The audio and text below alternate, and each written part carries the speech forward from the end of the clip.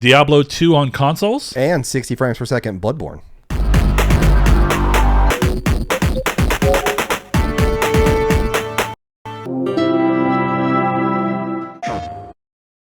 Well, hello there, and welcome to Triangle Squared, a PlayStation podcast. I'm your host, as always, Mr. Brett Beck, and alongside me, as always, Saul Bridges, bringing you guys lucky episode 201. 201. And I have to tell you, if you guys joined us for our stream, I'm so happy that you were able to come. If you listen to it afterwards, I'm going to go ahead and apologize.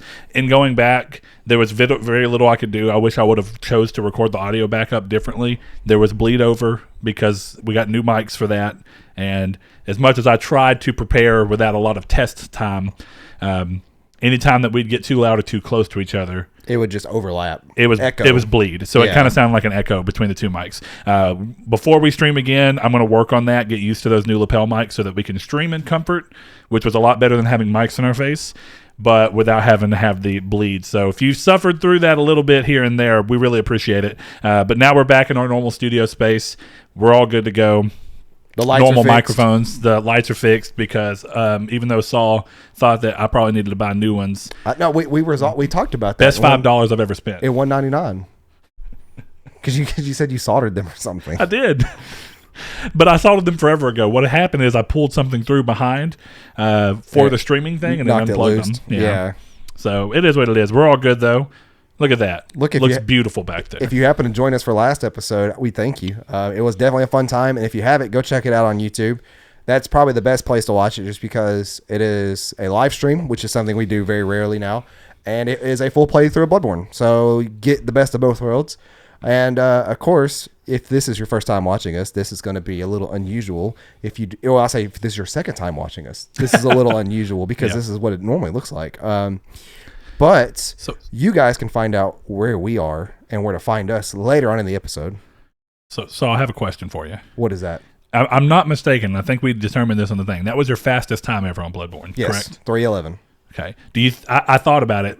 You did your test playthrough or whatever that you did the other day on PS5 still, right? Yes. Okay. Because I was thinking, as I've been playing, I'm like, man, the PS5 load times when you have it directly on the SSD and not on external drive are great. Is incredible, and it's what that game needed. So I was thinking, like, when you were playing it on yours, did you play it? Do you have an external drive for your PS4 games?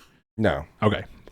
I do, but if I have it set to where that's only for the games that were already on my external drive. If I'm installing a PS4 game now that for the first time again, I'm just going ahead and taking it. Like, it's set to automatically install everything directly to my hard drive, the SSD. So for me, since I didn't do the system transfer at all, I just re-downloaded everything that I needed. Oh, I didn't do the system transfer either. I just unplugged my external drive from my PS4 Pro and plugged it into my PS5 and it works. See, the only external drive that I have anyways is my little 250 gigabyte SSD that I was using for Destiny that I have in a SSD case. Okay. But there's no point for me to keep that on there with the PS5. Yeah. So it's just like, okay, well, so I still have Destiny on that SSD. I need to go format it and use it for something else. Because at that point, it is pointless. Yeah, there's no reason for it to be on the SSD. Yeah, I can see how that is. All right. Well, yeah, like Saul mentioned, you'll get to figure out where all of our stuff and where you can find us later in the show, as well as we're going to get further into some of the topics we talked about in the very clickbaity cold opening. But before that, we always start this show off in a time-honored tradition. Of course, we didn't do that for episode 200 because it's different. And also, hopefully, as Saul mentioned, live streams is something that's been more rare for us in recent time as we've gotten different jobs set up. And, of course, I've started doing music again, so my time is a little more pulled than it used to be.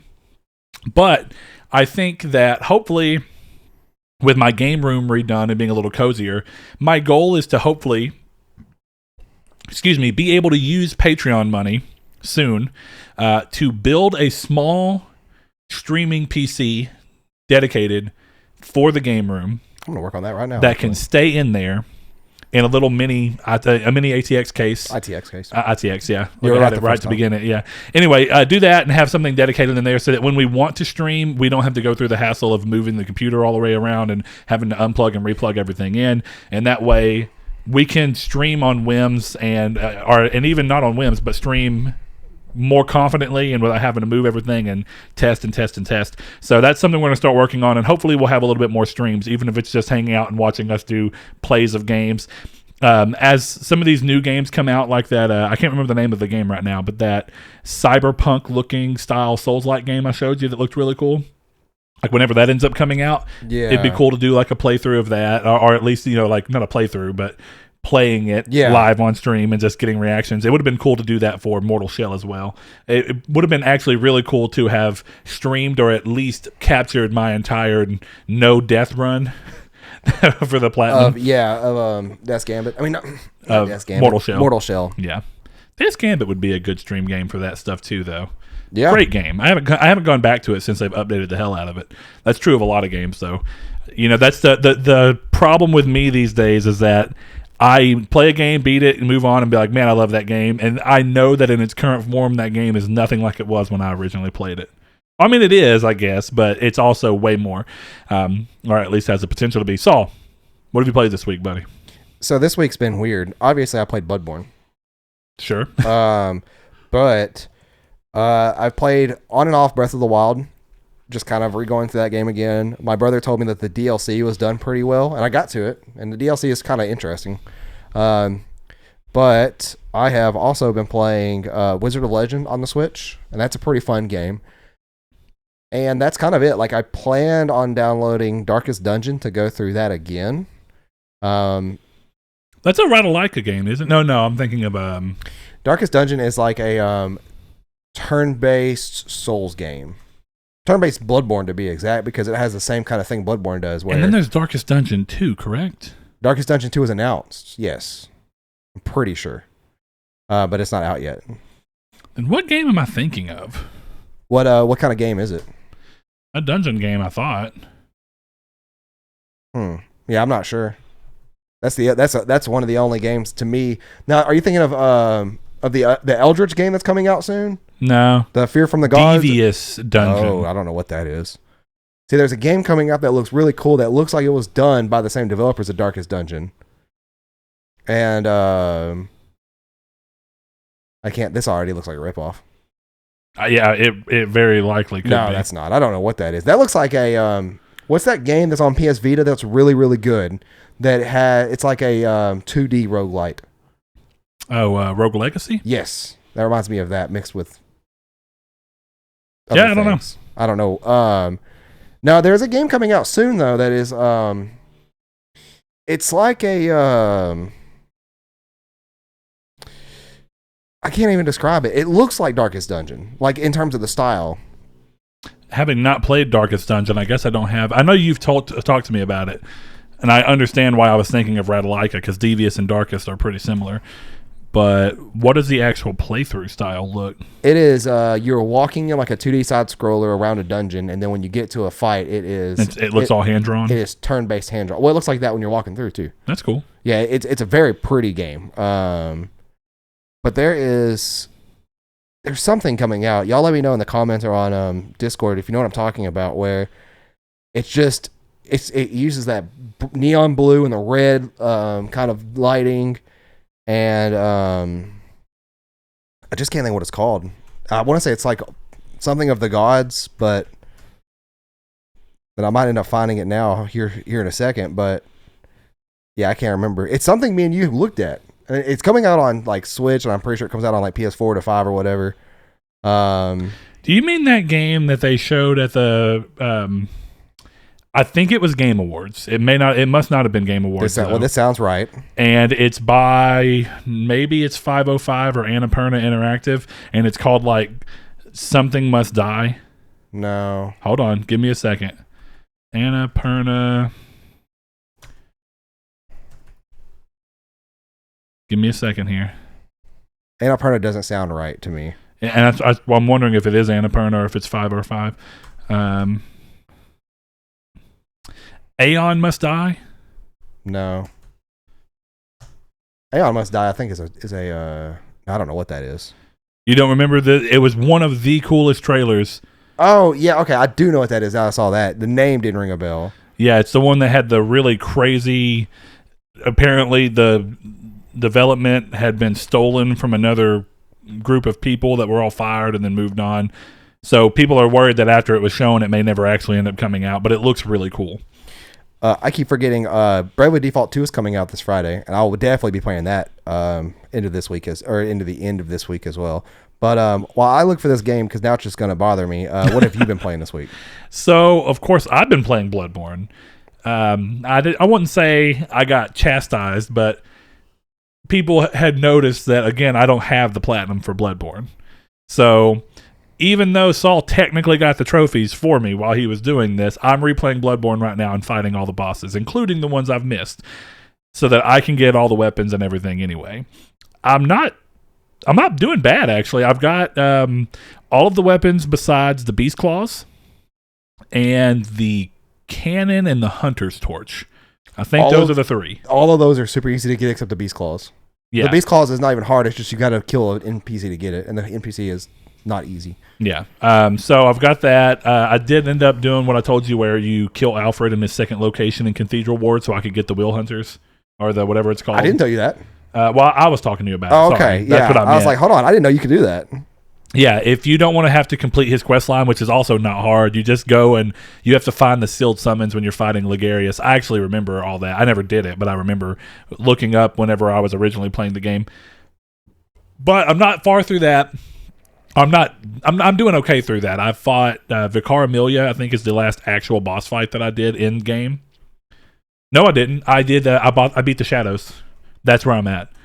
And I went to the first lamp in Bergenworth, or whatever the hell it's called. So you're not far away from getting the claws then, because you got to beat Rom, and then you got to go to Unseen Village, and then you got to go. I beat Rom. So then all you got to do is go through Unseen Village. Actually, when we get done here, I could show you where they're at, and I can show you where the cannon's at. The cannon's a drop in the Forbidden Woods. Like it's just on the I say it's on the ground. It's in like a. See, I thought it was, because when we talked at work and I was looking for it, and I was like, I don't know. But I was just running through. I did beat Rom, and I hate the Rom fight. Shout out to my boy Mario. It's one of my friends on PSN. He saw us playing and invited. He's like, hey, I'll come help you. So he did Rom with me, which was actually a huge help. Though also, Blood Tinge is just a pretty good build for Rom. Though Arcane is your best build for Rom, apparently, as I have now learned. Yeah, like whatever I said, obviously I've been playing Bloodborne this week. I wasn't talking about just for the Saul plays, or not, Saul plays, whatever we did, whatever we call it. The Triangle Squared episode 200 full play. Yeah, the full play. But I went through and redid an Arcane build, and yeah, like if you use Executioner Gloves, you can one phase Rom. Like he won't have time to teleport away. Well, and it struck me because I went through the original game never doing this, summoning, every time it's been accidental, because I forget what the NPC summons look like in this game, so I think it's a weird item. It almost looks like when you go to collect your souls from the ground in other games. So I'm like, oh, what is this? And I click on it, it's like, oh, you're ringing your old hunter's bell. Yeah, it's like a red, like a hologram, but it's like a blue plume coming up with like the messengers in it, kind of. For what? For Co-op? Summoning NPCs. The summonable NPCs. See, I thought that was fights. Like a red, like it showed them like a red figure. No, it doesn't show anybody. Okay. It's just like a little plume. So I go to it and I hit X too quickly, and it ended up being that. So when I was fighting Rom, not only did I have Mario with me, I had accidentally right outside of the door you open to go jump into the lake, I had summoned I can't remember his name, but he's an Arcane build. And whenever I got in there, I was like, my man over here is hitting some damage. For Rom? I didn't know there was a summon. Yeah, dude, because he's on the door right before you go out. Yes, right before you go out. Yeah. So I've done that. I've also gone through and am working on getting to the chalice that you need for Queen of Yharnam, and I'm pretty close. I've got the 4th layer left of the chalice before the last one that you need to get the chalice that Queen is actually in. So I guess I'm technically two full chalices and 1 layer of a chalice away from finally getting to her, which I didn't realize how much work it was to get to her. It's not that it was hard. It's just you got to go through a bunch. Repetition. Yeah. And now you see why I don't want to do chalice dungeons anymore, because like how annoying it is. But also, I could see it being fun if I hadn't just been grinding them. That's what got me. I should have been doing 1 chalice and then playing more of the game, and then 1 chalice and playing more of the game. I can't remember if she's actually in a chalice that is given to you by the chalice dungeons, or if you have to get the chalice from a Bretis and do it there. From what I've seen, you have to go through the whatever they're Tumerian. Tumerian, yeah. You have to go through the Tumera chalice, then the lower Tumera center Thumera, and then you keep going, and then the last one, whenever you beat it, gives you the whatever crazy version of Thumera chalice she's in, which is like... See, is that how that works? I thought she was on like a Fae or an Ailing Lauren chalice or something that you get from beating a boss. Maybe. Like I was just looking up a guide on how to go through it because I didn't want to waste time. And I've never done until we were... I've never even seen the chalice dungeons. Yeah, they're cool, but they're just really samey. Yeah, there's a lot of enemies in there that you won't find in the other game. What's cool about the game too is it introduces the idea that it's really cool in games with progression of things that are once enemies in early chalice dungeons bosses become normal enemies in later chalice dungeons. Though that got me because I got into a room in this last one right before I had to fight Rom, and there was a bunch of spiders, 2 of the little witch hat lady who shoots out fire, 2 of the dogs, and it was fine. I just wasn't prepared for it, so I died. I walked directly in the room. I said, oh, there's a bunch of crap in here. But it was fun. It was a good time. And if anybody wants to hop onto Bloodborne with me and help me take down Queen of Yharnam, I don't know what the fight is like. And Saul was also talking about one of the Amygdala fights that you have to do. My boy over here looking at Sundered. Yeah, I typed in Eldritch game on Switch, and it popped up. It's a beautiful game. Oh. You need to play Sundered if you haven't. I haven't. Speaking of Sundered, the other game I've been playing is a Thunder Lotus game. Thunder Lotus made Sundered. And it's Spiritfarer. It's almost the Nier Automata episode that I did with Chris for Spoiler Chats is almost done. And we announced at the end of that episode that we will be doing Spiritfarer afterwards. So I'm very close to finishing the edit for that episode, and it will be up very soon for patrons, then a week later for everyone else. Thank you guys for being patrons. And I started that. I originally didn't intend to start so early, but we got snowed in and didn't work for the majority of the week. So I was at home for 4 days and didn't have much to do. Ended up starting it and playing it. It's really good. I will share more of my thoughts in that, but I'll say if you're going to look at playing it, the one thing I can go ahead and tell you is don't look into playing it as your primary game. I think it's much better served as a game that you hop into as a supplementary game that you spend like a couple of hours in every night that you choose to get on it. It's a very endearing game, really cute, has great art style to it. I think that the way it goes about doing its story is really good, while also having some Minecraft / Animal Crossing aspects where you have like people on that you're trying to keep happy and you can grow crops and whatnot and cook. It's very involved. But at the same time, it becomes tedious if you're doing it over and over and over again. Also, Saul, I lied the other day. When I was talking about it, I was saying there's no fast travel. I had completely missed this spot on the map that you have to go to activate it. Then all the other ones activate. There's a bus stop that you can go to. And then it will fast travel you to places so that you don't have to just sail from one corner of the map to the other. Okay. Which is nice. Yeah. And it helps me be able to play more of it. So, with that said, I played that, and that's about it. I think I talked about it. I got the platinum in South Park, The Fractured But Whole, and replayed through all of it in between episode 199 and what should have been 200. So that was a good time. I really enjoyed going back and playing it, which is also very similar to my experience whenever I went back and played The Stick of Truth again. I still think The Stick of Truth is more fun gameplay-wise for me personally, even though The Fractured But Whole is more strategic-based. But good game, fun, had a great time with it. Saul, I saw you looking at Call of Cthulhu, which brings me back to a conversation we had at work. Yeah. You ended up beating Call of Cthulhu, correct? Yes. Yeah. We talked about that on the show. We were both talking about playing The Sinking City. Yes. It's coming to PS5 with 60 frames per second. Is it still going to be $60 though? They haven't talked about pricing yet. And the reason I bring that up is they wanted it to be a free upgrade for people who had the game already, but apparently the people who published the PS4 version of the game are not publishing the PS5 version of the game, and they're in legal battle right now with them. So right now they can't say that they can promise a free upgrade path, but they hope to, by the time the game comes out, have that legal battle done, and they can try and figure out whether or not they'll be able to offer that. Okay. So right now I don't know. And they said that their other plan, if not a free upgrade, might have been like a very small nominal fee to go up. But either way, I'm going to wait to play that on PS5 now because I have a feeling it will probably be a much better experience on PS5. Oh, okay. Oh, my VPN's telling me I'm in Canada. I'm sitting over here trying to figure out why these Switch games are $80. Dude, I was like, why? Yeah, I'm still hung up on trying to find that game. Saul, I think you're going to have to give it up. No, because as a demo, so I can narrow it down. I can go to games with demos and go through that. But I did it once already. I didn't see it because I downloaded it and played it as a demo. And Maybe the demo's not available in Canada. What do you say? No, because that's not how Nintendo's website would work. Are you bound and determined, Saul? Yes, I am bound and determined. Well, fine. Tell you what we're going to do.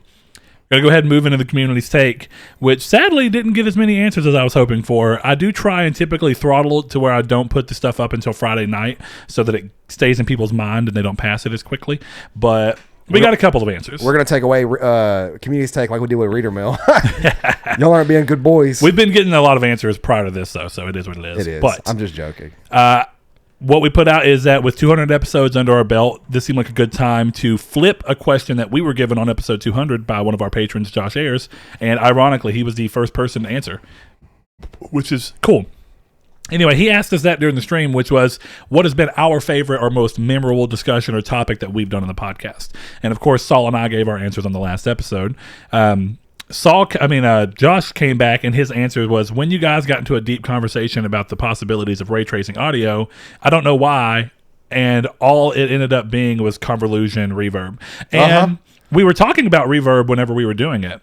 So it's funny that he brings that up. But we were talking about some of the other possibilities of what could come from it. And just kind of, it was cool too, because of course, since then, Josh, we've learned that the PS5 is set up to, this actually might have been a conversation sprung from that. But there was a big period of time where people thought that PS3 backwards compatibility might be easier to achieve down the line, similar to how Xbox did 360 backwards compatible about a year after release of the Xbox One, because I'm actually failing out right now mentally on the name of the type of chips they are. RSX chips? That sounds wrong. That sounds familiar, but I don't know why it would sound familiar. RCUs, PCUs, what is it? My brain is literally failing me, but the way they handle audio on PS5 is through something that is very similar to what part of the cell architecture structure was, and people were wondering if, with those being on there, could they have backwards compatibility with PS3 games where they can't have 3D audio, but they can tap what they use for the 3D audio and the whole audio experience in general through those. Josh, I know you're going to correct me with what those are actually called, so please do so. But APUs. That was a cool thing. APUs. What? APUs? No, it's not an APU. I hate you. But anyway, that's Josh's answer. Josh, appreciate you for that, buddy. Let's see, another one. The Snow Jedi said, comparison of external storage drive or headsets for PS5. You know what's funny? PS5 is out, and I was really hoping this wasn't going to be the case. But Mark Cerny is kind of becoming the guy who's really interesting to hear talk, and he says a lot of cool things during the presentations for consoles. But then it feels like we don't quite get everything what he was talking about. Yeah. Because I haven't gone and done much of it. I guess maybe that's what it is. But he acted like the PS5 was going to prompt you whenever you went to set it up to put in headphones and like choose your ear type. So that it can... And he said there'd only be a couple available at launch. I haven't even done that. Yeah. If it's even in the system? I'm not saying it's not, but you'd think if it was such a big feature, it'd already be there. And there's a couple of things, right? We haven't heard anything still, and he did give a little bit of leeway there. We haven't heard anything about external storage, or not external, but internal storage upgrade from third party. Mm-hmm. We haven't heard anything more about the 3D audio, the Tempest audio, and what they're doing with the whatever those things are called for being able to figure out your ear shaping to everything else, and how they're unique to each person, but there are ones that are at least close. We haven't heard anything about that. And this just reminds me so much of back when he was talking about PS4, and it was like, oh, you'll be able to use PS Now to stream a game and try it out for a while before you buy. And you'll be able to break up the installation to where you can install the story separate from the multiplayer. And we kind of, sort of saw that here and there, but not really the way he anticipated. I'm a little worried that there's a lot of stuff that's happening right now with PS5 that's going to be similar. Now, at least PS5 has got a pandemic that they're working through as part of that, but it's unfortunate. Saul, you want to pull one? Yeah, I'll get one over here on Twitter where our good buddy Sean No Fate. He says, I really enjoyed the talk of what a Vita 2 could be and what it needed to be, or what it needed to be successful. But does any... Sorry, my throat keeps clasping or something. I can't even speak. Does anything really beat when both of you got in a heated debate about over who's right and Google decides who is the winner? I don't know what that instance he's talking about. He's saying, does anything beat when both of us get into heated debates and then Google decides who's the winner? It's not a singular That's not what instance. He's saying. Yeah. No. That is exactly what he he's says. not. I'm going to Google. Hold on. Didn't realize what I was doing there. I didn't for a split second. You know, that's funny because that actually mirrors back into something that Rude Days and also that Blake Sean, said. That's not going to get read on the show. That's not going to get read on the show, but if you're a part of our Discord, you should go crack up, have a laugh. Yeah, go laugh. I was laughing so hard because at first I was like, was this something we talked about on Digging at Best and I don't remember? Yeah, I thought so too. I was like, well, hold on. And then as we kept reading, I was like, no, this is fan fiction. Well, here's the reason why. The first sentence was getting me, but then I was like, I'm gonna go ahead and tell you, it's not reading the whole thing. This is about masturbation with your left hand, and I'm gonna spoil everything for you guys right now.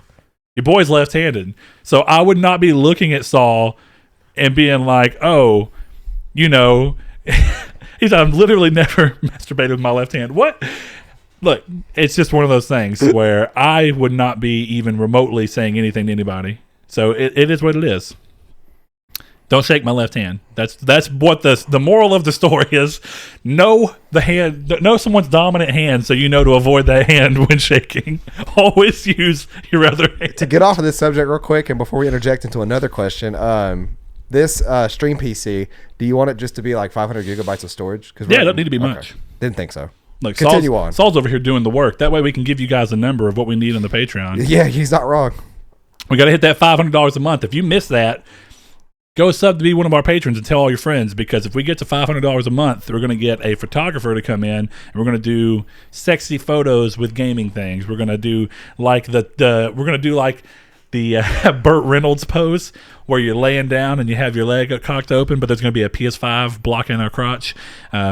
Bunch of fun stuff like that. It's going to be a calendar for our patrons. So, hey, go over there, get that. Make it happen. If you make it happen, that is what it is. Also, we are going to work on getting shirts and introducing new tiers for people who want to be able to do shirts. But what? Okay. Why is a 1050 Ti $260? I don't know. And why is this 3090 $3,500? Couldn't I? Okay, here's a better. Well, no, it wouldn't be a small because if you're going to go with a mini ITX, you're going to have to go with a more discrete graphics card, right? No, I'm just looking at prices because there's nothing here except things that are above $400. I was going to say what I can do is go ahead and replace my R9 390X out of this and just put that in another one. You can't.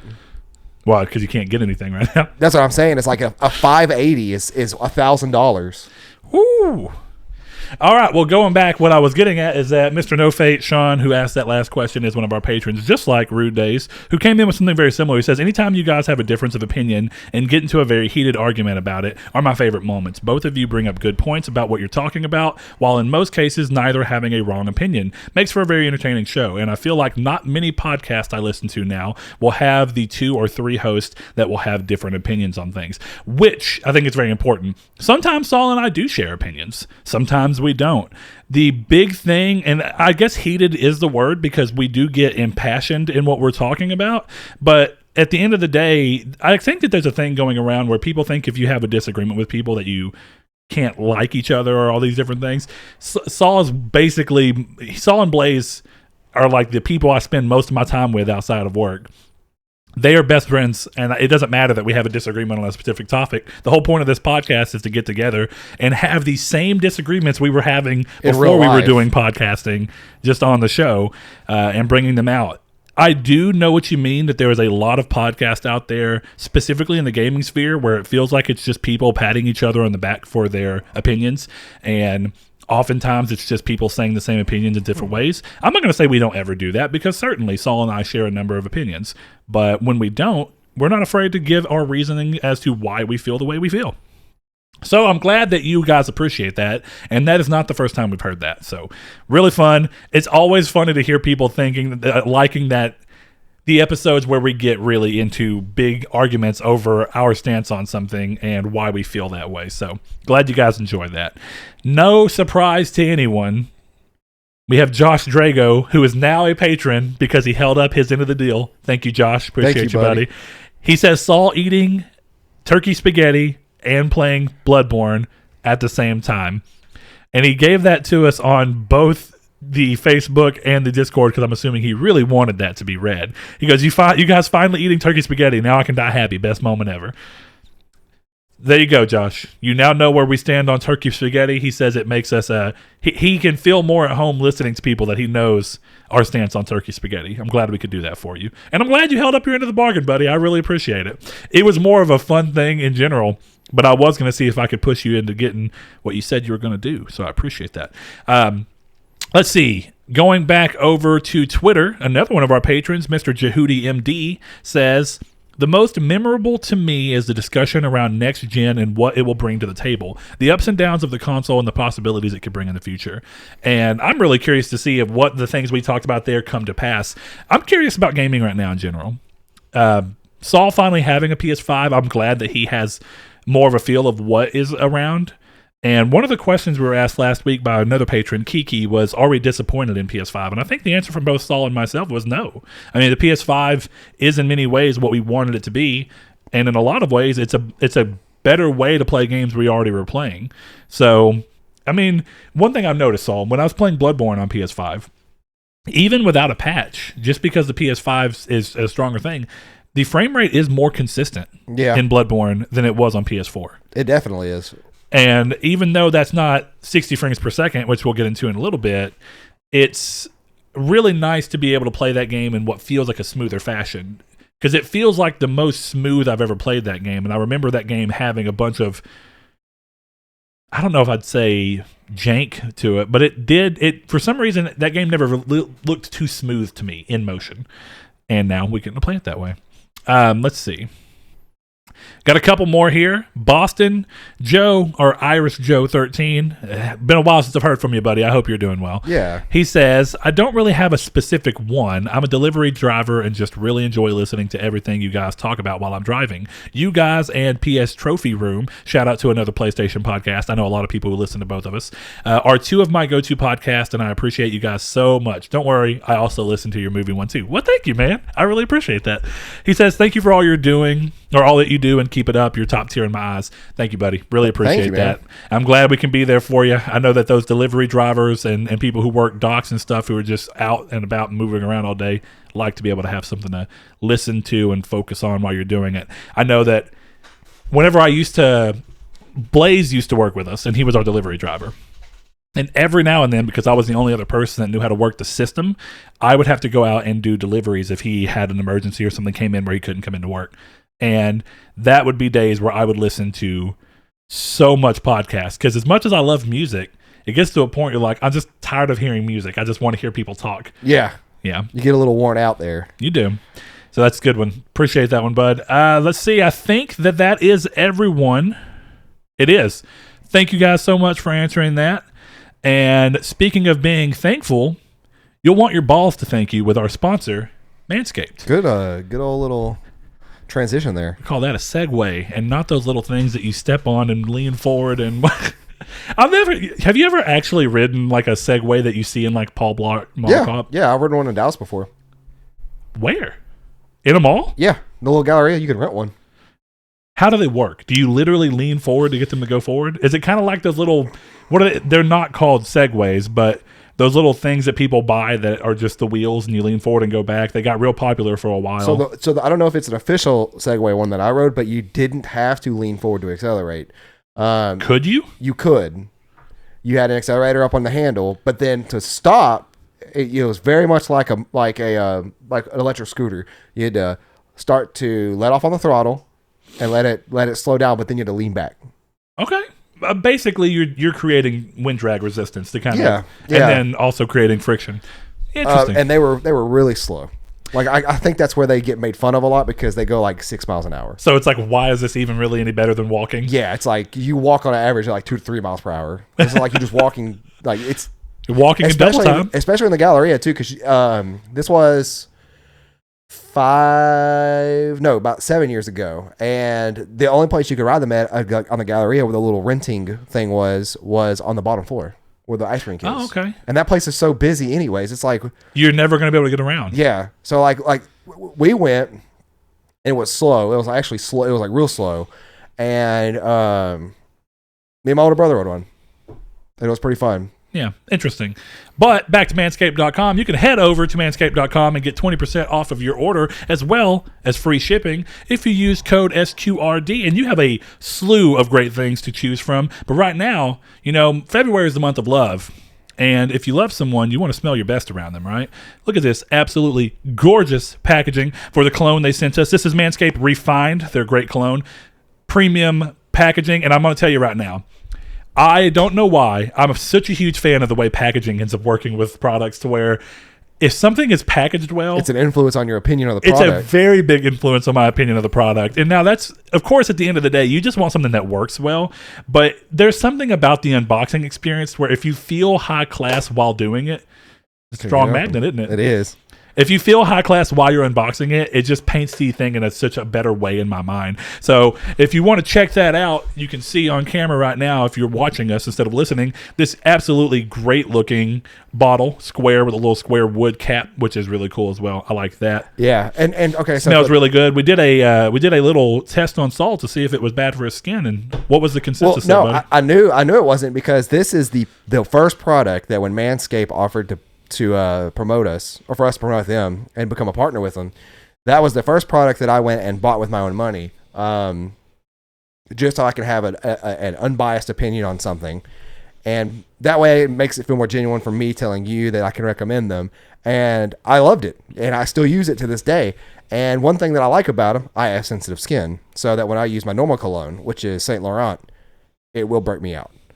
I like the smell of it, so I still use it, but this stuff right here is perfect when it comes to not having to do that. And last episode, you could see me take this and squirt it on my neck, and I went for the entire episode, never break out at all. And you could tell if I broke out or not because it's really super red. So that is something with all of their other products that I love to use, because everything is an ease of use and everything is great for my skin. And if I take a shower that's too warm, I get incredibly dry. I have to lather myself down with body cream. And that stuff right there, and the ball toner and the ball deodorant, none of that messes with me at all. It all is pretty good for my real sensitive skin. So if you have that, have some faith in these products, and use discount code SQRD to get your free shipping and 20% off your products. Yeah, and remember, you have all these other great products like the Lawnmower 3.0, the nose and hair trimmer, the Weed Whacker 2.0. Of course, you have the great ball toner and the ball deodorant. And I got to tell you, I am a big customer of theirs now. I will continue to use this stuff regardless of the sponsorship. I've been very grateful for the opportunity to get sponsorship from them and get introduced into a great product, and which has led me to also try something else I was originally apprehensive about, which was the Beard Club.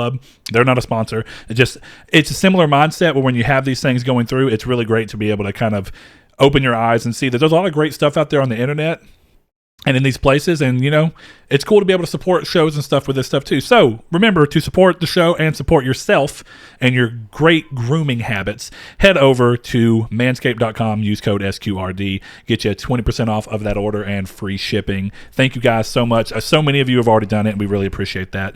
And hopefully you've all loved it. I've heard back from plenty of you that you have. So hopefully the day never comes that we feel like we end up getting someone who did not have anything less than a great experience with their Manscaped products. So heading into the news, getting us going in there. Also, thanks to them, because we had a death in Saul's family that pushed us back from recording episode 200 after we had agreed to do the renewal. That was a big thing, and they worked with us on that. And then we had a little bit of a lapse in communication with them while all the crazy snow stuff was happening, and we were trying to work that out. They've been an absolutely great company to be flexible with us with everything going on. We really appreciate that. But going into the news, the first thing that we're going to talk about, BlizzCon has came and went in a digital-only fashion this year, as no surprise with COVID still raging on. And it brought updates on World of Warcraft. Diablo 4 has its rogue class revealed and went into depth of what it can do. And Overwatch 2's heroes were shown off, and the reveal of the long-rumored Diablo 2 remake/remaster. that we talked about a while back whenever it was confirmed that Vicarious Visions was moving into Blizzard's fold and probably to overtake a game like this. So while Diablo 4 and Overwatch 2 weren't given any release windows, seemingly pushing them out of this year, Diablo 2 Resurrected, as it's called, is releasing later this year on not only PC, but also current and next-gen consoles. That's PS4, PS5, Xbox One, Xbox Series S and X, and includes cross-save progression, so you can play your character anywhere you want to and move it along, which is great. The Lords of Destruction DLC that was originally part of it, which is a trend we've seen for a long time for these types of games to include their DLC whenever they remaster them. You have the ability to switch between classic and new graphics, which is one of my favorite things that these types of games do. I remember the first time that I remember seeing it in a game, you were still an Xbox player at that point, when they remade Halo 1 for the 360, and you could, it might have been introduced in Halo 2 actually. No, it's Halo 1. Okay, where you could hold the trigger, one of the triggers, since the original Xbox didn't have two sets of triggers, and you could see what the game looked like in real time. Well, you'd hit like back or RB. It wasn't trigger. Well, that's what I mean, RB. Yeah. You're right. It's not a trigger, but it's the bumper. Yeah, and you could just swap, and it's amazing. Because bumpers did not exist on OG Xbox. No. They had little holes up there, which was weird. But also, they had white and black buttons too, which is interesting. Yeah, which were like, basically what the bumpers ended up taking over as they moved them up. Yeah. I remember how weird the white and black buttons were. But, the big thing about the OG Duke controller, or really the OG Xbox controller in general, it's so similar to the Dreamcast controller if you just slap an extra analog stick on it. Yeah, it's big like it. It's kind of rounded like it. It's only got a single set of triggers. It's got A, B, X, Y. It's very similar. Yeah, I thought that before. Just because they're both big and bulky. Well, and if you remember, Microsoft was working with Sega on the Dreamcast and had the Windows version that you could use on it. So I think they just saw Sega went under and they were like, "Yeah, we can kind of just take that and move forward with it," which was cool.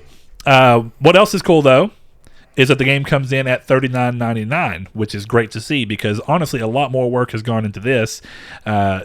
From a graphical standpoint and moving the engine up and cross-play and whatnot. And this is not going to be one of those big moments, but I'm just going to shout it out there. One of the things we saw recently was, of course, the the Nintendo Switch thing that ended up happening where they revealed Skyward Sword HD and for a full $60. And, of course, people were complaining because the original Skyward Sword was you could get the Wiimote exclusive, the game, and the soundtrack for like $70. Yeah. And now you have $60 for just an HD version of the game, which has been reworked a little bit for control's sake. But yeah, it's great to see this coming in at a more modest price than something like Skyward Sword and Nintendo, how they handle stuff, just bringing stuff over at a full $60. So I'm glad to see that Activision, Blizzard, even though really Blizzard is far more Activision than it used to be these days, is doing something that I think is smart there. Great pricing across the board. And I got a shout out for Activision anyway, because they were great in pricing the Crash Bandicoot trilogy and the Spyro trilogy all at $40, and even the remake of Crash Team Racing. They've been very good with the IP. Good for them. You got to give them credit where it's at, Yeah. Which I got to give credit to EA too. We were playing Rock Band last night with Casey after we got done messing with music, and he was, we were talking about how the instruments were usable across both. And Rock Band, of course, came out after Guitar Hero, so people who had guitars from Guitar Hero could use them in Rock Band. Yeah. And with it being EA, I remember even at the time, EA had kind of had a mixed name. It was like it was doing good with things like Dead Space and Dante's Inferno, but of course they were still getting to be known as the DLC / microtransaction company.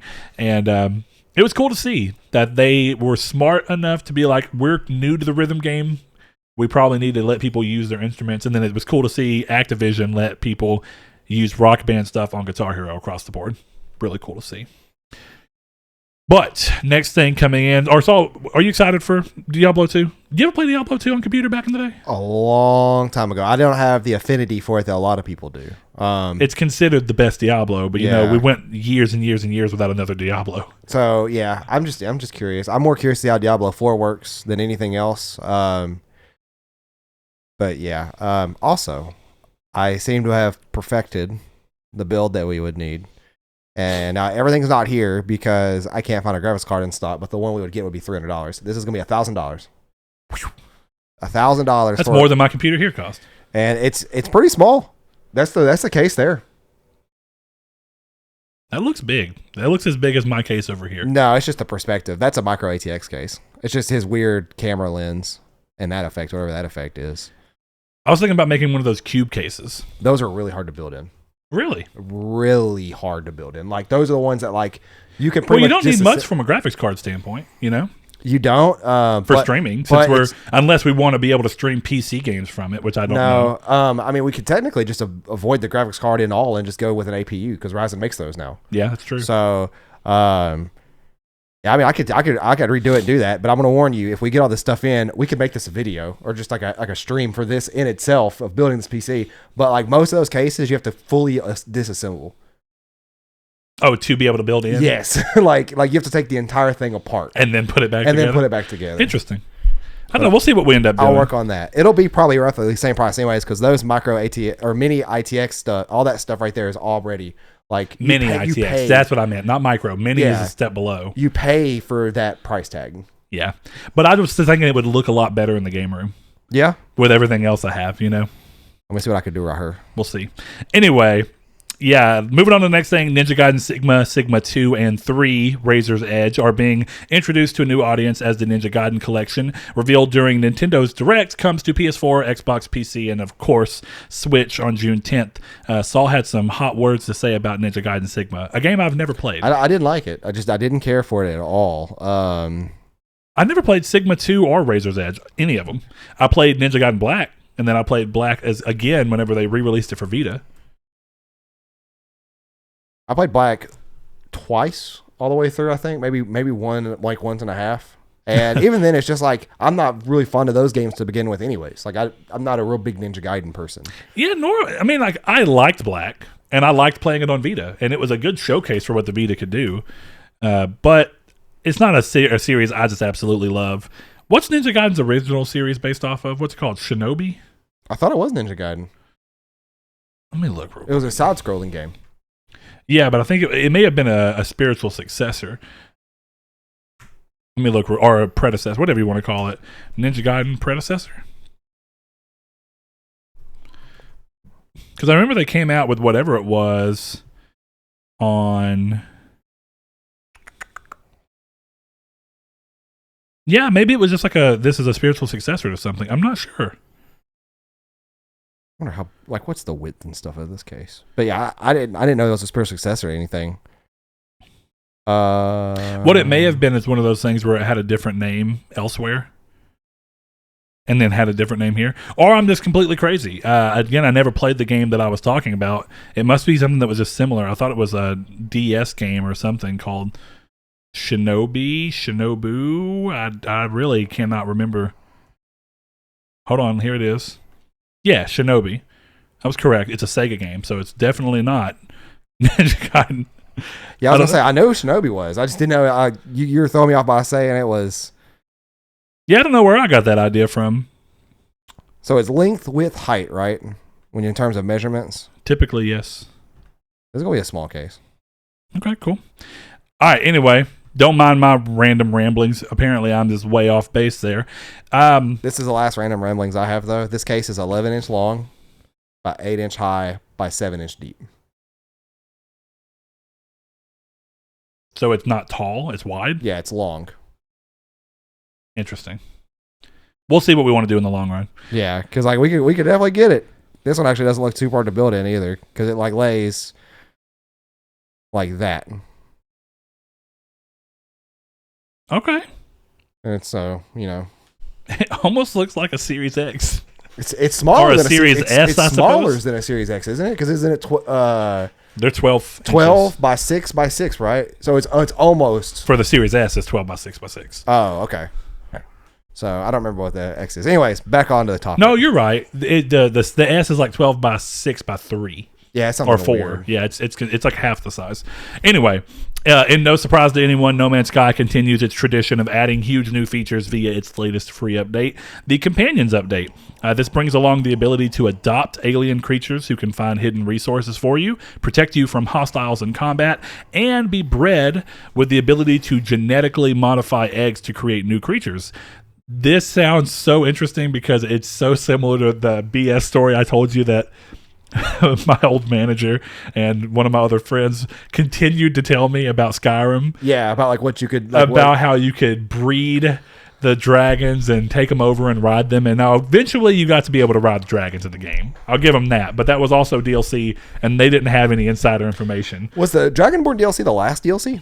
Yes, it was. Okay. Yeah. And that was also where they introduced the ability to ride a dragon. And I think it was only in a small part.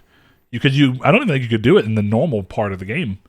Yeah, you could, I thought. Could you? Yeah, it's been a while since I've finished When I Dragonborn. replayed the game, I did not go to Dragonborn. I think you have to complete the Dragonborn DLC to be able to ride the dragon. Yeah, you do. It's like the last mission. So since I played Dragonborn DLC, but only like the first hour on PS3. You need to play all of it because it becomes very Lovecraftian.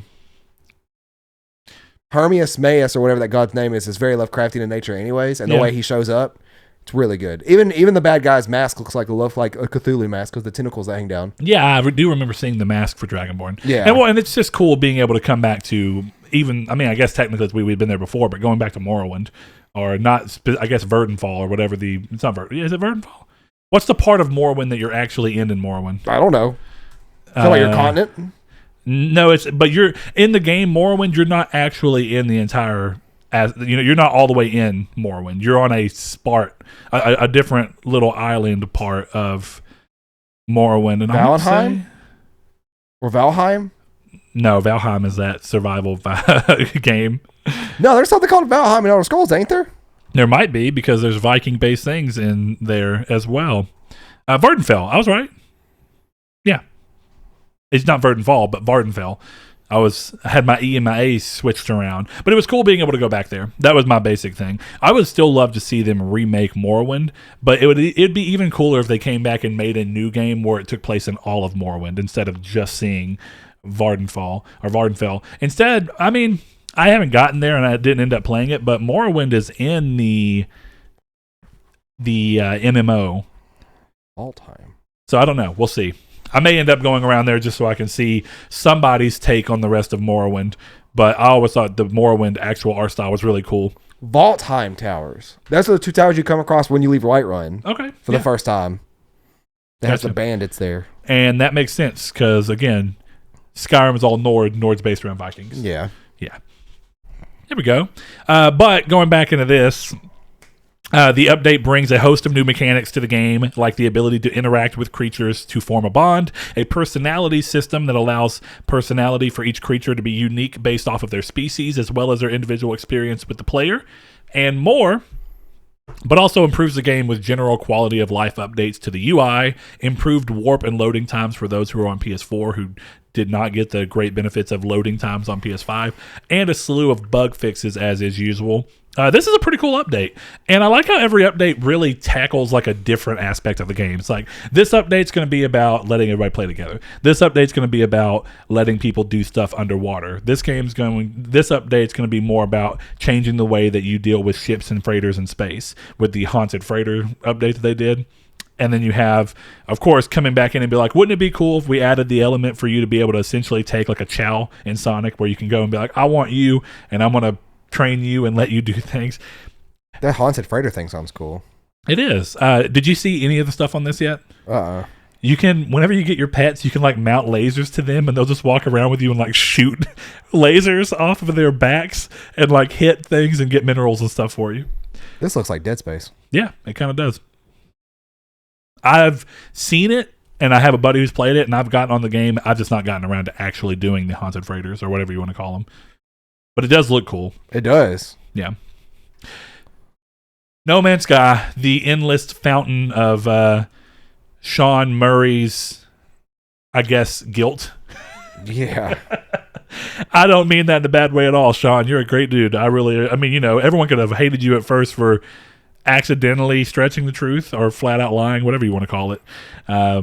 But it's been cool to see this game turn around. And I always say that every time, but it really is. Every time an update comes, I'm just like, why?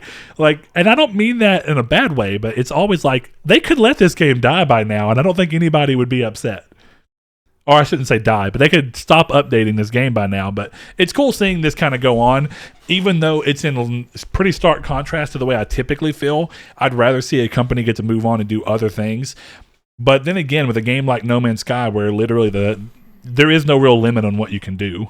This game not only runs at 4K 60 on the PS5, but it has trigger feedback. Yes, that's really cool. I might download this today. Yeah, I'm really surprised at what games do have it, and then I've been more surprised by the games that don't have it. I can't believe Destiny still doesn't have it. I'm not surprised that Destiny doesn't have it at this point. Speaking of Destiny, did you see Bungie have dedicated to growing and having a new IP on market by 2025? Yeah, with the help of Tencent. With the help of Tencent. Also, they're going to be putting Destiny media out in things other than gaming. So you're going to have comic books and little animated films and stuff coming to expand on Destiny's lore soon. So if you're a big Destiny fan, or a big Bungie fan, you either have great new Destiny stuff, hopefully, coming, or if you wanted to see what Bungie can do when they're not making a Destiny game, then you get to maybe see what they're going to do next. Which kind of makes me think of, like, when speaking of the No Man's Sky team, Hello Games, I've been really happy to see that Hello Games has actually managed to go on and make a new game with The Last Campfire. I haven't played it yet, but I've bought it. It looks cool. It does look really cool. But I'm glad to see that they're doing something other than just continuing to only do No Man's Sky, which is good because I think Bungie's been needing to do that. I know Destiny's a big thing for them, but it just makes more sense that if someone doesn't like Destiny, you can still get them to potentially buy and play one of your games if you do something different. Yeah. Here's the question for you, though, Saul. You're a big Bungie fan. You always have been. Do you think, and I bring this up primarily because their first game before Halo, or at least it released the same year, Oni. That game did not release the same year as Halo. Was it not 01? That was like 2004 or 5. What? I'm pretty sure, yeah. That was a PS2 game. It was a PS2 game. I thought that game was 2001, same year. Yeah, 2001. Was it? Yeah. I don't know why I remember that being way later. Yeah, developed by Bungie West. Interesting. I played it. I just don't remember. It was Bungie West's only game. I'm not surprised. But yeah, I play a little bit of it, but I don't remember much of it. Yeah, it had hand-to-hand combat with third-person shooter. Yeah. But my question, that kind of goes into my question.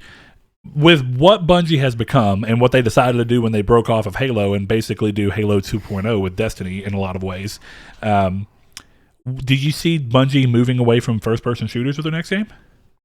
Yeah, and that doesn't surprise me either. I mean, they haven't said they are. Like, do you personally think they would? I mean, yeah. Like, I mean, I had to think about that for a second, but yeah, like, I think that they would very much like No Man's Sky and Hello Games, where they went from No Man's Sky to The Last Campfire, and that's after Joe Danger. Those are all drastically different games. Yes. So I would think that even they themselves are getting fatigue. They said new IP, but would it be wild if it wouldn't be a new IP, but would it be wild if they came back and like remade Oni into an actually good game? Because the one thing that always cracks me up about Oni is that everyone loves the character design. Yeah. And they love the character, but the game has always been really poorly received because it's not a good game. Yeah, it's just not a memorable game at all. Yeah. I remember the one time that I did play a little bit of it.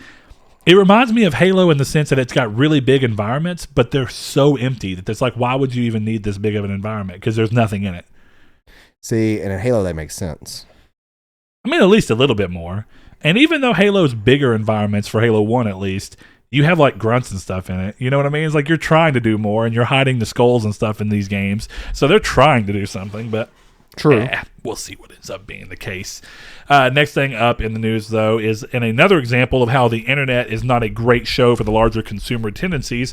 Remedy had a record year in 2020 despite not releasing a new game. Instead, the studio found ways to expand the audience of their last title, Control, with new expansions, launching the game on Steam and Game Pass, having cloud-playable versions on both Amazon's new Luna service as well as even Nintendo Switch, like we saw with Resident Evil 7.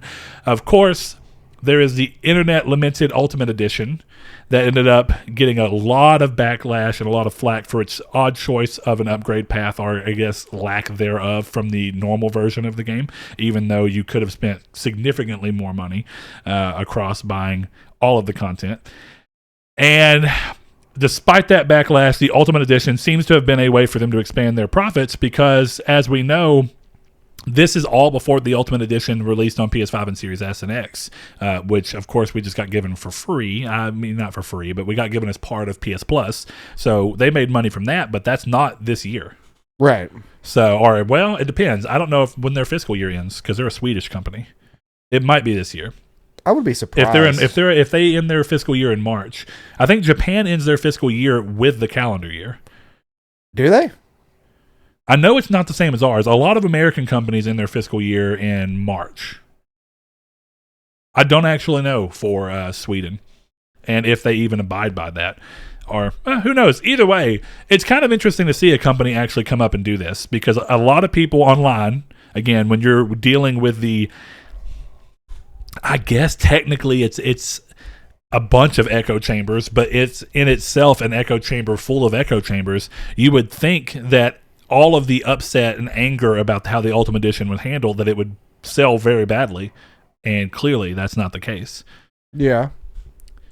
I really wanted to bring this up because of the fact that I think people who are really into gaming and spend a lot of time on gaming Twitter and on gaming internet in general, but Twitter very specifically, and Discords, think that what they're seeing on Twitter is indicative of what the actual consumers out there are doing and how they feel. And it's far from it. And it tends to be so far from it. You know, and I'm not saying that The Last of Us sold gangbusters, The Last of Us Part 2, but The Last of Us Part 2 sold far more than anybody would have expected.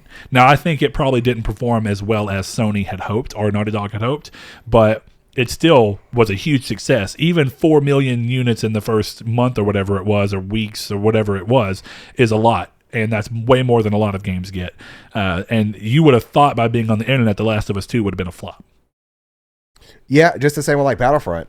Well, it's weird too, though, right? Because you'd think that The Last of Us 2 would be a flop based off of one section of the internet, then the other section of the internet, you would think it sold 20 million units. Yeah. Because it's like, it you either hate it or you absolutely love it.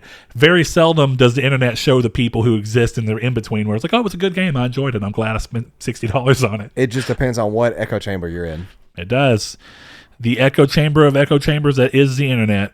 It's weird. And it's so cool seeing people like, I really want to know Cyberpunk's sell numbers for nothing other than just seeing how much the internet torments of that game and that developer had an impact on the actual consumers who went out and just bought it because they've been hearing about it or it looked cool.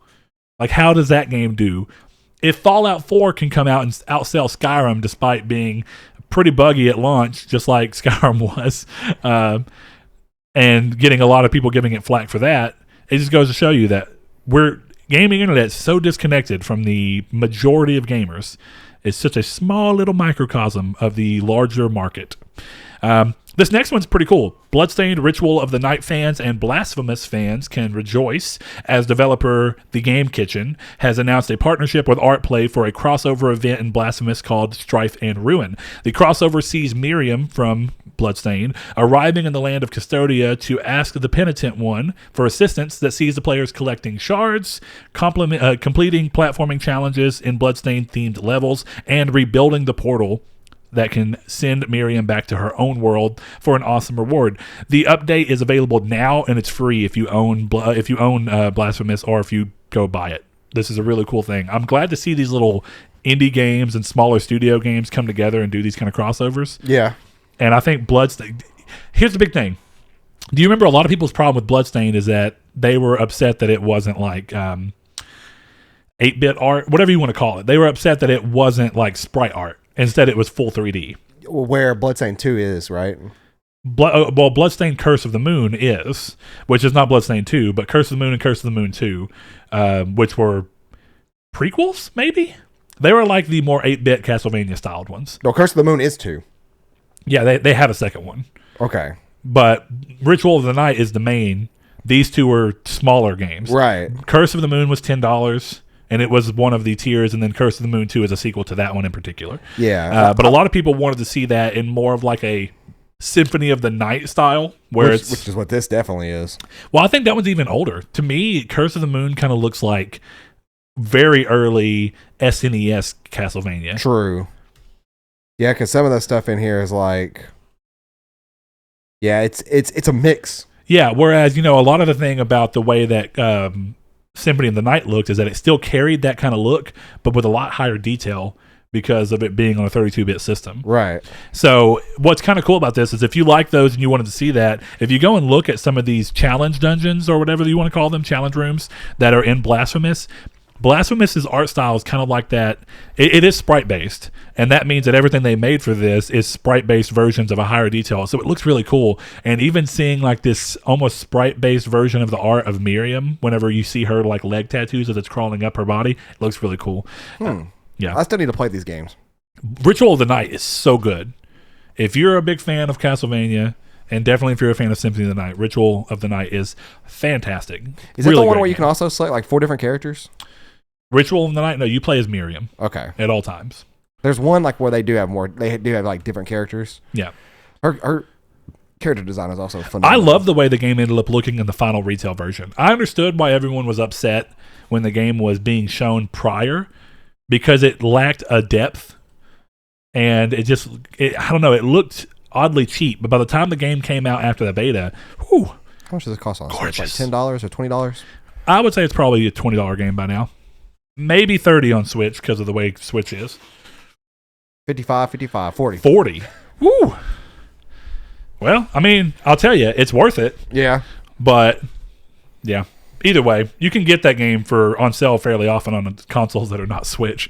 It's a good Switch title, so I can understand that. That's where you want to make sure it's working, though. The Switch version at launch had a lot of issues. Buggy, yeah. It had bad performance. I assume it's been fixed by now. That's but you $20 physical at know. GameStop. For Switch? Yeah. There you go. I could buy it with 4 payments of $4.99. Who does that on a $20 game? That's people who don't have $20 in hand, but have $5 in hand. Then they don't need a $20 game. I mean, I'm not saying you're wrong, but if you're responsible with your $4.99 payments, you can do that. Okay, next thing up, PlayStation players are finally set to get their hands on the Turok and Turok 2 Seeds of Evil remastered versions, as listing for both titles hit PlayStation Store with a February 25th release date. No price is currently shown, but the titles are $19.99 each on other platforms. Have been out for quite a while on, I think Switch is on there. I know it's been on Xbox for quite some time. So that likely remains the case here. These versions stay true to the classics, which is a really cool thing we've been seeing with some Doom 64 is almost entirely Doom 64, but with widescreen support and then some other stuff. So like this game right here gets dual stick controls, because remember 64 was a single stick system. That's cool to see. It's got a far more consistent frame rate than the 64 was able to deliver. It adds a field of view slider, so that you can actually determine how much of the world you're seeing at any given time, as well as having less fog. If you remember, the 64 couldn't render very far out because of tech. So they've actually lowered the fog so that it's still there as part of the visual effects, but it's not so dense so that you can see more of the world out in front of you. All of this while remaining true to the game's classic look on 64. The graphics really haven't been updated so much as just allowing you to play it on more modern consoles with modern amenities, but they still want to keep the look intact of the game, which is cool. I've never played either one of these. I remember playing Turok Seeds of Evil. I've never played the original Turok on... Well, no, I have. I lie. I never beat it. I played the original Turok on Game Boy. There was a GameCube Turok. Was it a remake? Evolution. Turok Evolution, that's right. It wasn't... Was it a remake? No. Or a reimagining? I don't think so. Let's see real quick. I do remember Evolution, though. It was really good. I was really hoping that would be announced as well, and it wasn't. A port for Microsoft Windows was released in 2003. Nope. So is it a PC game? Was Turok? No, it's available everywhere. It's PlayStation 2, Xbox, Game Boy, GameCube, and PC. Well, no, I mean, like, was it a PC originally? Because I thought you just said port of a Microsoft something. No, it ported to Microsoft after consoles. Oh, okay. Yeah. Oh, wow. You can get... Y'all remember the 2008 Epic Games Nope, we reboot? sure don't. It wasn't Epic Games. It was Propaganda Games, but it was under Epic Engine. Yeah, so it looked so much like the age-old problem with early PS3 and 360 games that used Unreal 3. All of the games looked the same. You know what's cool about that is that literally I got a shirt from GameStop for free. It was black with just green Turok on the front of it. Oh, the art, like, dude, that case, it looks cool. Yeah. The game wasn't bad. It just also was like, why are you calling this Turok? Yeah, it's like Monster Hunter with guns. Do you, yeah. There's a game out there right now that's called like Instinction or something like that. Instinct, maybe. Ark? And no, it's, it might be Instinction. Let me look real quick. It's a dinosaur game? It's like Ark has dinosaurs and guns. It's not Extinction. What is that game called? People are calling it a Dino Crisis spiritual successor, and It's not. No one, like, people are just seeing it's a game with dinosaurs in it, and they'll be like, oh, look, let's see. The game is called Instinction. So it just didn't pull up the first time. Yeah, I don't know why it didn't when I searched it. But go check out the video if that interests you at all. Don't get me wrong, the game looks cool. It looks like it's got a lot of atmosphere and brings in dinosaurs. But if you actually look at this, people are calling this, based off of this trailer alone, because there's dinosaurs, eggs, and stuff. Oh, this is this has to be a spiritual successor to this. If anything, this looks more like it's first person too. This looks more like Turok, if I was going to say anything, than a Dino Crisis spiritual successor. Like, look at this right here for a split second. The rays coming through the trees actually look good. Everything else, but it runs in like 15 frames a second. Yeah, it looks very rough right there. Now, this is an early showing of the game. I'm not going to go crazy on it. Just showed it at all at that point. Right now, it's expected for Q3 2022. Either way, go check that out. But it's so funny how quickly people will throw spiritual successor onto something. I mean, technically, I guess I just did with Shinobi on accident, but that was due off of information that someone else gave me. You know what? I just solved the puzzle in my head. I'm pretty sure that this is another case of my GameStop manager telling me that Shinobi had something to do with Ninja Gaiden, because that did not just enter my head through randomness, and I feel like I remember that conversation. So he might have been saying it was a spiritual successor. That's funny. Next thing up, though, after being pulled from digital stores among the closure of Telltale Games a few years back, the newly revived Telltale Games has finally brought Tales of the Borderlands back to PS Store, the Microsoft Store, and newly on Nintendo Switch, so you can play it there. Hopefully these do well for them, because they're having to deal with stuff to get these back on the stores when a lot of people have been given these games for free through things like not Game Pass, but games with gold and PS Plus and all this stuff. But if these games continue to do well for them and they can get these back on and people can sell, that just goes to bode further well for some of the projects they have coming, like The Wolf Among Us 2. So if you've not played this game, I'll go ahead and tell you. If you don't own it, it's fantastic. It is. Buy it, support it, so that I can eventually one day get The Wolf Among Us 2. Yeah. Also buy The Wolf Among Us. It's very good. I still need to play that. But yeah, for sure I can speak for Tales of the Borderlands. That's one of my biggest PS Plus surprises. Yeah. I got it. You said you were starting to play. You're like, it's pretty good. No, I platinumed at that point, I think. By the time it came to PS Plus. You might have. Because I platinumed it way back. Like way back. But I remember you saying it was good. So when I got it for PS Plus, I was like, sure, I'll try it. I wonder if I can look up that platinum now. It'll take too long, but go play it. Go play it. It's good. Go support it. It tugs at your heartstrings when you wouldn't expect it. The last thing we're going to talk about here is Lance McDonald and his long-known 60 frames per second patch for Bloodborne, which if you've not seen, go check out the Digital Foundry video they did. What it really does is that on PS4 and PS4 Pro, it changes that up and lets the game go to 60 frames per second with the optional ability to change your targeting render so that you hit that 60 frames per second more often. You can change the game to render at 720p instead of 1080.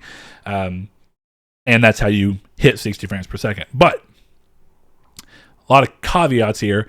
Going back to this, though, he had originally promised to give Sony the chance to patch the game for PS5 to support 60 frames per second before giving his work out to the world. Months later, with no mention of Bloodborne, of a Bloodborne patch, Lance held to his end of the deal, and users with a way to run unsigned code on a PS4 jailbroke, can now enjoy the game at 60 frames per second. Yeah, so you have to have a hacked PS4 to play it, but or you can apparently just buy the new Elgato capture card, because we were definitely, I don't know if it was coming up on stream this way. I wonder too, but it was 100% playing at some odd version of 60 frames per second. It definitely didn't come up. The platinum for that game is a 23.6% that everybody has it. That's a high rating. That's actually low for a Telltale game. Is it? And see, that's why I say go play it, because then people will know. Because like I looked on that video and I did not see. It did not appear to me it was as smooth as it was when I was playing it. You got to remember the 60 frames per second was only on the it's like the pass through. Yeah, for the card itself, but that game, and it was only for like the first 5 minutes. Yeah, because we changed it. That game was 100% running at 60 frames per second. It was just very janky. My assumption is that there's something built in. I really don't know this. My assumption is there's something built into the way that the Elgato capture card works, that if you run something, if you're telling it to come in at 60 frames per second, then it will go ahead and do frame interpolation where it'll copy the frame and kind of move it a little bit as it transitions to the next one. And that's how you were getting this very odd looking 60 frames per second, because it's like you get 60 frames per second visually, but you don't get it in responsiveness. I wasn't playing the game, but Saul, did it feel like it was a 60 frames per second game, or it just looked like it? It just looked like it. Like, I had to stop and pan the camera, and I'm like, oh, that's weird. That might be the best way to describe it, is it played like a 30 frames per second game, but it looked like a 60. It was very weird. You know, it's like that smooth motion stuff you can turn on TVs where it just interpolates the frames. Yeah, and adds more. Well, it goes to like 48 frames per second technically. Well, it can, yeah. From 28 to or for 24 gaming, to, if you leave it on gaming, yeah, it'll double. Well, no, I mean for like it gives it the soap opera effect, because Yeah. it essentially just interpolates at 48 frames per second for the show. For the show, because most TVs and movies are shot at 24 frames per second. Yeah. So then when it doubles it, you go to 48. On games, typically, it's 30. So then you double it, it goes to 60. On games that support 60, if you turn on frame interpolation, I think it can actually move you up to a 120. Which, if you remember, one of the dumb things about TV marketing for years, and it's still a problem, is you get these dumb numbers like Sony says, oh, this is 240 smooth motion. And it's like, they're implying that it's a 240 hertz experience. It's not a 240 hertz screen. It's very clever marketing. Sometimes it's a 60 hertz screen that is being frame interpolated up to where it's quadrupling your frames so that you can get to 240. And it looks odd. It's not natural. Some people like the look. This might be an unpopular opinion, but like, I can't stand it when people are watching, for me, but I can't stand it when like I go to somebody's house and they're like, hey, let's watch some TV. And then there's like smooth motion on. I'm like, no, please. What I've liked in my recent brother years, does that. And I'm just like, who are you? What I've liked in recent years is the ability to turn it on, because for games it can actually sometimes help the frame rate appear where you I don't want to say you don't get screen tearing, but it'll help the frame rate, if it's not consistent, feel more consistent. Well, I just put it in gaming mode anyways to help with input lag. Sure, but even then, if you leave modern TVs, back then for a long time, my dad was one of those people. It was just smooth motion is on or it's off. A lot of TVs now have steps, so you can tell it, oh, I want it on a very light mode. And actually, you may not notice, but it may have reset it, because my TV got apparently reset when I unplugged it and had to move it. But normally it was on game mode, and I had my image quality adjusted around for what I thought was best for it, based off of some stuff from Artings as well as having ratings. The lighted. I know that, but listen, that's not what you spell when. I know it's ratings, but if someone was going to go, I can't say go to ratings.com. Go to ratings.com with no A. Then it's artings.com. It's ratings. Ratings. But yeah, I have very light, and typically I have very light smooth motion on, and I don't think you've ever noticed. Is that the community's take? Do you like smooth motion? Man, what would be a good community's take for this episode? Actually, you know what? Do you have a jailbroken PS4? Let us know. Don't. I'm kidding. I mean, let us know. Well, I mean, clearly it doesn't matter. Lance McDonald clearly has one. Yeah. If you've got a jailbroken PS4, an extra one that you're willing to send off, I'd love to try Bloodborne. It's not illegal to have or use. It's just against Sony's terms and conditions. So if you go online with it. Yeah, I didn't think about that. Does 60 frames per second Bloodborne mean you can only play in offline mode? Yes, because you are running modded firmware, and it gets detected automatically. Unless they do something incredibly weird, but in order for these jailbroken PS4s to exist, is they're running this very, very weird side-loaded version of like 1.2 firmware update on their PS4, and then somebody hops online for longer than any time at all to realize, like, oh, how are they playing Bloodborne with 1.4? They have those automated, it's not VAC banning, but it's just automated banning systems. It's like, you're gone. Well, what's really crazy about that, though, is I would imagine that much like the PS Vita modded scene, there's probably a way to spoof your thing to where when you log on, it shows a spoofed version of what version you're running. You would think so, yeah. Maybe consoles are different because I don't know. They're not portable. The locations can't change. Genuinely, I don't typically. know. Yeah, I don't either. Let us know if y'all do know that. But community's take. Let me think. Let's think. I think the smooth motion one is kind of interesting because I've seen people use the smooth motion for gaming because they want the soap opera effect on their games. So I guess the community's take will be: do you prefer smooth motion in any context? Are you one of the weird people that likes Lord of the Rings at 48? I'm not going to call you weird. No, I'm going to call you weird. Here's the weird and thing. you'll love it. Here's the weird thing about you're that, weird. though. Lord of the Rings with frame interpolation, no, because it's not real frames. The Hobbit, as much as those movies are not great, That's what I mean. when they're filmed in that, Nope. when they're filmed at 48, I like it. He's a weird one. Are you like Brett or are you like Saul? Well, here's the thing: it Nope. really helps with CGI being put in. It makes it look worse. Not It to makes me. it look faker. Okay, I should say this: I've never watched. You got to remember, I've never watched The Hobbit outside of a theater. It looked good to me in theater. Okay, it does not look good on a TV then. I've not watched it on TV, so do not follow my words for what the TV release looks like. We'll pull it up on your TV in there after we're done, and we'll look at it. But and it see what looks like it looks on your TV. fantastic in theater to me. It did not look good. You're talking about 48 frames, right? I'm not Yeah. missing. Okay. Yeah, and it was, if I remember right, it was filmed with a 48 frames per second camera. Okay. Well, if you're a weird one like Brett, let us know. If you're a good boy like Saul, let us know. Either way, you love us. Murder you in your sleep. You love us. So I really hope you don't get murdered in your you sleep. are weird. Anyways, well, if I get murdered in my sleep, we have prime suspect number 1 right here because he just said Damn it. Please, no one go kill Saul. If you want to be part of us in our weird community, you can follow us over on Twitter at Triangle SQRD. You can It's also Twitter, Saul, not T-Witter. Twitter. I was hoping you'd catch that. You can also find our Discord in the description below of our YouTube video and all of our podcast descriptions. And then you can also find us on Facebook at Triangle Squared at PlayStation Podcast. It's a group. All you got to do is ask to be in it, and you get put in it. You won't see Saul. Yeah, you won't see me because I don't have Facebook. Like I said, I'm a cool boy. Also, if you enjoy the show, you can help us out by going to patreon.com/Nartech. There you could support us. And if you support us for long enough, you get a custom case that you guys can go to our website and check out and see. And then you get to pick. I'm glad. Why are you saying that? Because this is important. That's a Sean Evans finger wave. Matt had reached out to me, and Matt, just so you know, if you're listening to this, I've not had a chance with all the crap stuff that we've had going on around here. I've not had a chance to reprint yours and get yours back out. If you are overseas and you're international for me in the U.S., let me know if you get your stuff. Most of the time people do, but every now and then they don't. And Matt, I was unaware until he brought it up again. He might have brought it up and I misunderstood him.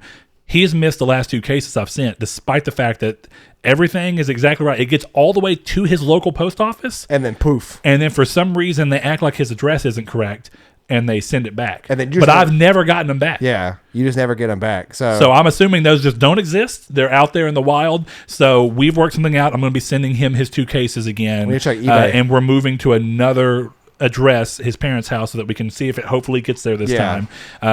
But if you are international and for some reason you've done a case or you're supposed to get a case and you didn't, please let me know. I'm trying to see what I can do, but I had Matt double check his address and make sure I put it in correctly. I did. I don't know, but have at that. Saul, you can continue. I just wanted to let people know if for some reason you haven't gotten them. We're wearing the same shorts. Yours are just darker.